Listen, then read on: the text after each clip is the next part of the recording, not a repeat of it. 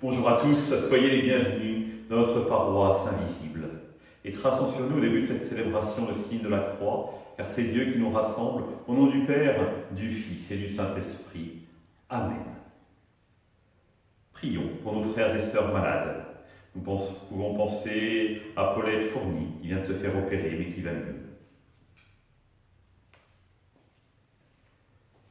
Prions pour les soignants et pour tous ceux qui travaillent au bien commun.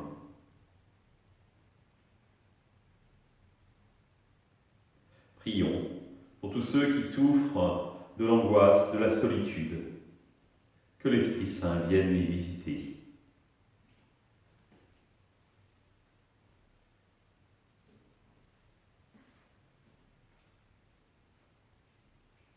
Pour manifester votre présence, je vais maintenant allumer cette bougie au cierge pascal.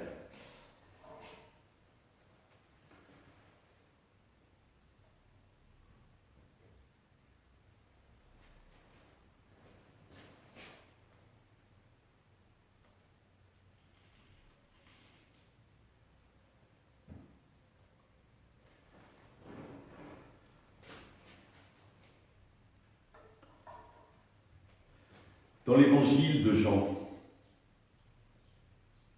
en ce temps-là, Jésus disait à ses disciples : « Si le monde a de la haine contre vous, sachez qu'il y en a eu d'abord contre moi. Si vous apparteniez au monde aimerait ce qui est à lui. Mais vous n'appartenez pas au monde, puisque je vous ai choisi en vous prenant dans le monde. Voilà pourquoi le monde a de la haine contre vous. Rappelez-vous la parole que je vous ai dite. Un serviteur n'est pas plus grand que son maître.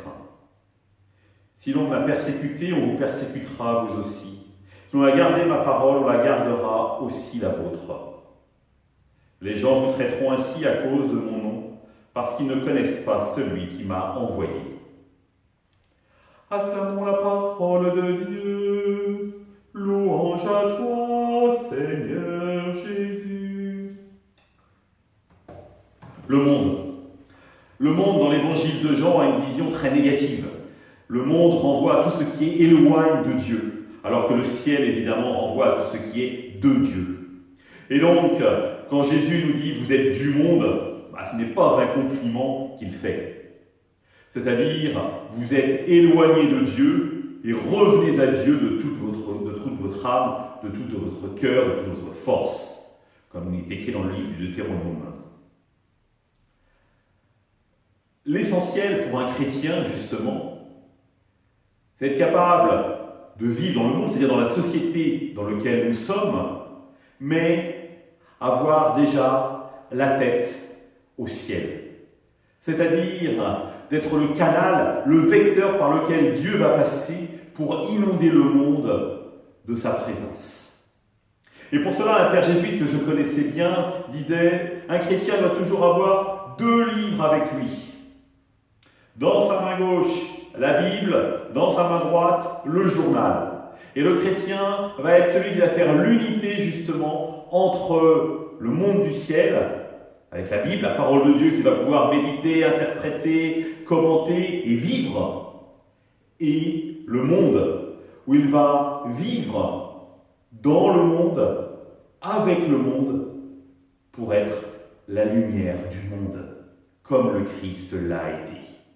Cela peut paraître prétentieux, mais c'est le Christ lui-même qui nous dit « Vous êtes la lumière du monde, vous êtes le sel de la terre. » Alors n'ayons pas peur, frères et sœurs, de faire ce pont, d'être ce pont entre le ciel et la terre. Souvent nous disons il faut avoir les pieds sur terre et la tête déjà dans le ciel. Ce qui est essentiel, c'est de faire un. C'est-à-dire que nous soyons véritablement unis et qu'il n'y ait pas de distance entre la foi que nous célébrons et la foi que nous vivons.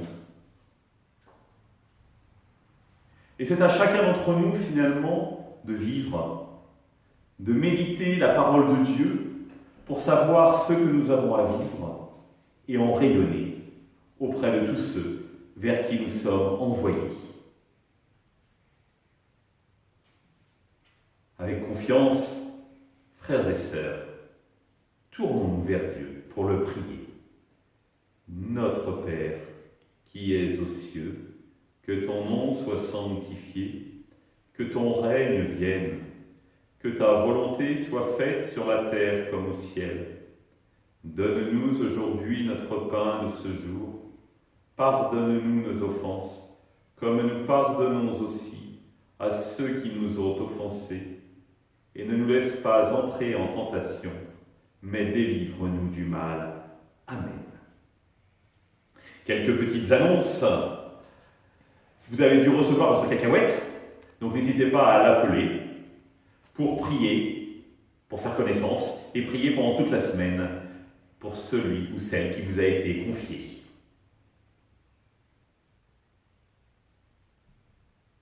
Je vous dis à demain.